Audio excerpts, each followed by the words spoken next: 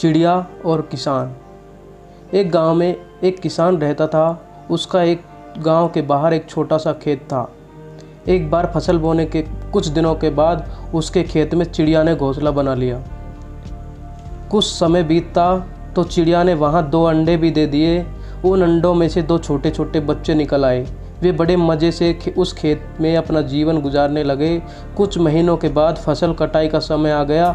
गांव के सभी किसान अपने खेतों की फसल की कटाई में लग गए। अब चिड़िया और उनके बच्चों का वह खेत छोड़कर नए स्थान पर जाने का समय आ गया। एक दिन खेत में चिड़िया के बच्चों ने किसान को यह कहते सुना कि फसल काटने के लिए अपने पड़ोसी से पूछूंगा और उसे खेत में भेजूंगा।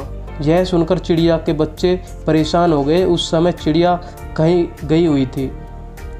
जब वह वापस लौटी तो बच्चों ने उसे किसान की बात बताते हुए कहा, माँ, आज हमारे यहाँ अंतिम दिन है। रात में हमें दूसरे स्थान के लिए यहाँ से निकलना होगा। चिड़िया ने उत्तर दिया, इतनी जल्दी नहीं बच्चों, मुझे नहीं लगता कि कल खेत में फसल की कटाई होगी।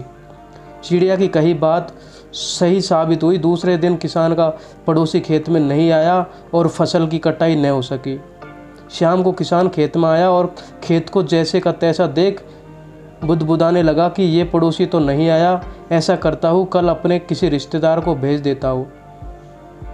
चिड़िया के बच्चे ने फिर से किसान की बात सुन ली और परेशान हो गया। जब चिड़िया को उन्होंने ये बात बताई तो वह बोली, तुम लोग चिंता मत करो, आज रात हमें जाने की ज़रूरत नहीं है। मुझे नहीं लगता कि किसान का रिश्तेदार आएगा।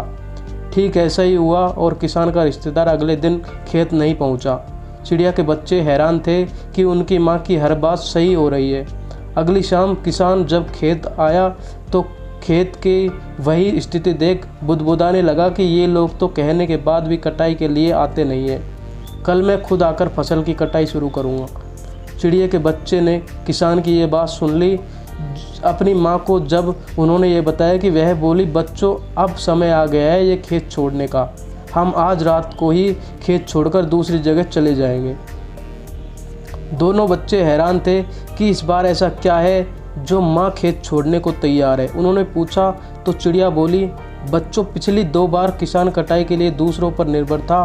दूसरों को कहकर उसने अपने काम से पल्ला झाड़ लिया था, लेकिन इस बार ऐसा नहीं है। इस बार उसने यह जिम्मेदारी अपने कंधों पर ली है, इसलिए वह स्वयं आएगा।